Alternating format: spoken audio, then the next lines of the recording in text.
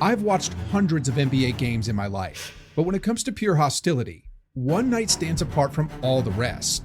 Like when you talk about being in like a real hostile environment, that was it. And there was nothing.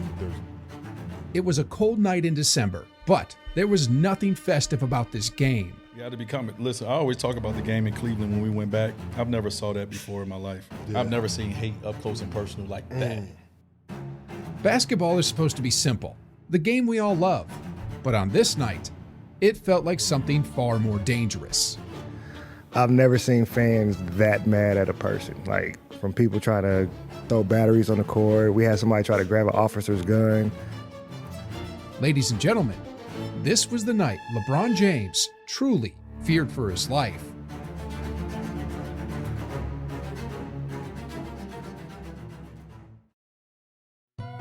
LeBron James wasn't just a superstar to Cleveland. He was born in Akron, Ohio, only 40 miles away. To Cleveland, he wasn't just a player. He was family, one of their own. They watched him rise from a teenager straight out of high school, grow into a man, and lead them to the NBA Finals, a stage they had no business reaching. In time, he became more than a basketball star. He became the pride, the identity, the very heartbeat of the city. But in the summer of 2010, after a crushing playoff defeat, everything changed. On live television, on ESPN, LeBron turned his back on Cleveland with one simple announcement. In this fall, man, this is very tough. In this fall, I'm going to take my talents to South Beach. The reaction was instant. Heartbreak, betrayal, humiliation. Those words don't fully capture the fury that swept through the city. We've always been here for him. We supported him in everything what he did. And for him to up and just leave us like that, man, that hurts. Him leaving is kind of selfish, and I think it's kind of the easy way out. We've supported him for 7 years now, and for him to go on there and drag us through the mud for 7 years and stab us in the heart, he deserves everything he gets. He is dead to me. I'm a big LeBron fan, and this is the worst thing that could have ever happened to me. This is terrible. This is the worst thing that could ever happen to Cleveland since Modell taking the Browns away. Chaos erupted. Fans torched his jerseys in the streets. The team's owner released a blistering letter calling it a cowardly betrayal, condemning it as a shameful display of selfishness, and warning that it sends the exact opposite lesson of what we would want our children to learn. Overnight, LeBron James went from hometown hero to public enemy number one. He was supposed to be the chosen one, their light in the darkness, but instead, without warning, he walked away and then had the audacity to promise 7 championships with the Miami Heat. Not 2, not 3, not 4, not 5, not 6, not 7.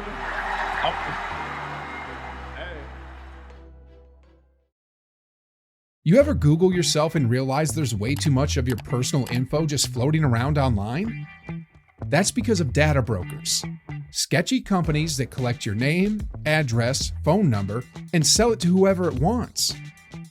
Even the NBA isn't immune to this.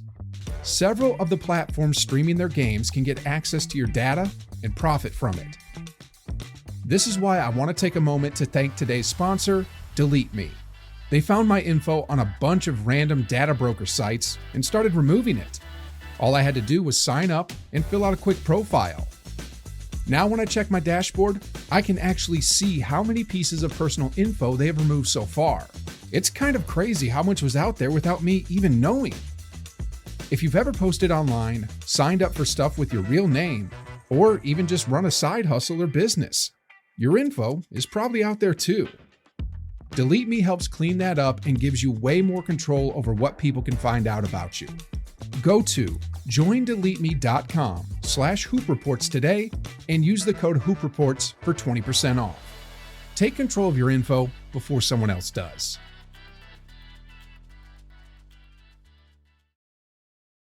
The Cavs have a big game tonight against the Boston Celtics, but That's not the hot topic right now. It's being overshadowed by the fact that LeBron James and the rest of the Miami Heat will be in Cleveland Thursday night. The 2011 NBA season carried a tension nobody had to name. It was the elephant in the room, and every fan had one date circled on the calendar. December 2nd. It might have been a regular season game on a Thursday night, but nothing about it was ordinary. LeBron James' return to Cleveland next Thursday could be so problematic the game actually comes with instructions. ESPN cleared primetime for it. The broadcast was hyping it up like it was a playoff finals game. For a regular season game, this feels like the NBA Finals right now. It does. And this like is no a game exaggeration. 7. A game 7 of an NBA Finals. For weeks leading up to tip-off, national outlets, local radio, and sports talk shows dissected every angle. Not just how LeBron would play, but how Cleveland fans would respond, and whether the atmosphere inside Quicken Loans Arena might spiral out of control. For the possibility of a dangerous crowd, how different will tonight be from a normal NBA game? This is a situation where I've talked to a lot of people. No one can remember any more venom and vitriol directed toward a visiting player. As expected, the ratings were through the roof. The TNT pregame show alone pulled a 5.9 rating, compared to just 1.4 for Boston-San Antonio the night before. Everyone was tuning in not just to see the game, but to find out what chaos the night might bring. Some even feared the night might surpass the chaos of the Malice at the Palace. We hear it. Right. Like they had to build a tunnel for us to walk out so people not throwing spitting on us now. The NBA wasn't taking chances. More than 200 extra police officers, both uniformed and undercover, were stationed inside and outside the arena. Security checks were tighter than ever. Fans were banned from bringing bottles or cans, and every drink was poured into paper cups. Guards even searched for small, dangerous objects, like batteries that could be thrown toward the court. It was clear the league was doing everything it could to protect LeBron James. Forget the game of basketball. How are you processing strangers that don't know you? Yes. They're buying t-shirts and they're celebrating, saying F you. Chris Bosh, another member of the Big Three, admitted, "I'll be honest, that was one of those games I was most afraid to play in." Cavaliers center Ryan Hollins recalled, "People were yelling at us to take his head off. They wanted a flagrant foul. They wanted us to physically harm him." And Rob Brown, one of the Heat's security guards, added, "I remember a member of the NBA security team wanted to call the game because there was so much coming at us during the game, and we were basically ducking behind the scorer's table just to not get hit." Before the game, there were no warm greetings, no handshakes, no smiles, probably because of the message LeBron sent to his old team. Won 61 games in 66 games, and he tells those guys you're not good enough, basically, by leaving. There's a lot of emotion in this arena. Even LeBron's old all-star running mate wanted nothing to do with him. Actually, let me correct what I said. Antoine Jamison, LeBron's former teammate who joined the Cavs the year before, did greet him. But just look at his face. LeBron seemed genuinely excited to see him, while Jamison looked like he couldn't get away fast enough, almost as if he was worried about being branded a traitor by the Cleveland crowd. LeBron was stepping into pure hostility.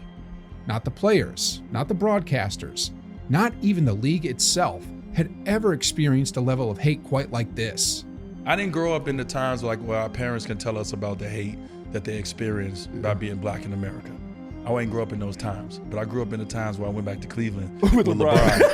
And I'm gonna tell you what I experienced. I experienced hate by being black. TNT, instead of honoring the moment with a special pregame show for LeBron, twisted the knife even further by airing a rerun of Bones, an episode described as "a corpse is found hanging from a tree." Here's LeBron to the scorer's table. The question is, would he go through the usual pregame routine involving the slapping of the powder over that? With all the build-up and tension surrounding this matchup, the game itself ended up being, completely anticlimactic. James with a beautiful move. Wow. LeBron with the reverse. Despite the hostility in the arena and the dangerous atmosphere, LeBron hid whatever fear he might have felt and then proceeded to go out and shred his old team to pieces, scoring pretty much at will. Here's James on the move. He gets the roll, it counts, and the foul. Another bucket for LeBron James. For Cavaliers fans, it was a nightmare. Their former hero dismantling them possession after possession. Besides the finals, that's the second best performance I've ever seen LeBron James, and personally, that I've watched. It was like Goliath playing around with David in this game, and was the exact opposite of what Cavs fans wanted to see, probably. I mean, LeBron was straight up bullying them. LeBron to the bucket. 18 points for James. For Cleveland fans, the sting was even sharper. They'd watched this same LeBron dominate on their side of the court for years, and now he was unleashing it against them. Didn't he almost have 40 in the third? Man, something. Didn't he go out there and hit 40 in the third and sit down in the fourth? Yeah, it was something ridiculous. It was crazy. The third quarter was the dagger.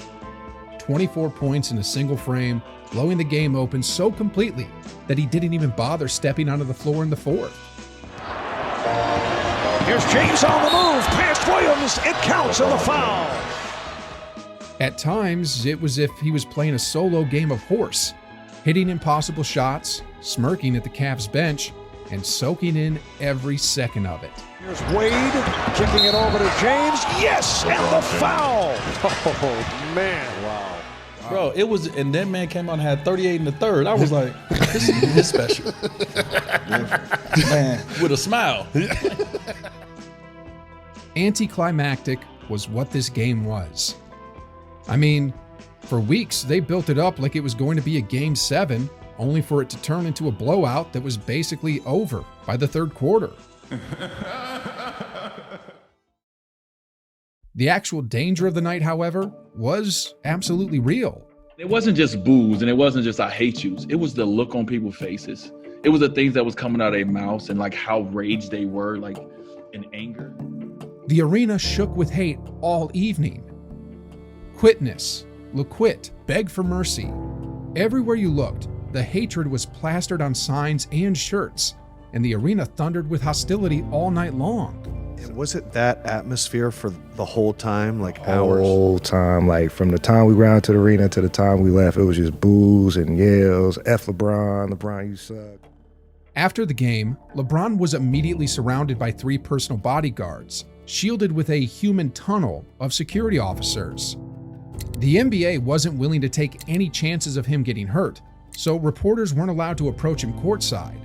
Instead, police escorted him straight into the tunnel, sealed off from the chaos, where he gave his interview to Craig Sager, in private, but still surrounded by layers of police and staff. LeBron, how relieved are you that this night is over and the experience is behind you? I mean, you know, we came here with one goal, and that was to win a basketball game, and you know, we did that. We played. This is the most complete game that we had all year, I think, from start to finish. LeBron played it cool that night, showing no fear on the surface, but everyone knew he was emotionally affected. First of all, he's affected. I went through a situation like this when I went back to Philly my first time. I was nervous, I was hyper, and they treated me great, and I was nervous and hyper. This night ended pretty peacefully and was a best-case scenario from the viewpoint of the league. But make no mistake about it, this was the most fearful game LeBron James had ever played in. I would never forget the Cleveland game. The first time we went back to Cleveland, I would never forget. This game carried huge weight. The Heat needed it to go smoothly for LeBron, because if he lost, the ridicule would have been endless. And on the flip side, while I can't say this single game shattered the Cavaliers' spirit, the numbers tell a story. They entered the night 7-10, but by February, barely 2 months later, they had fallen to 8-45.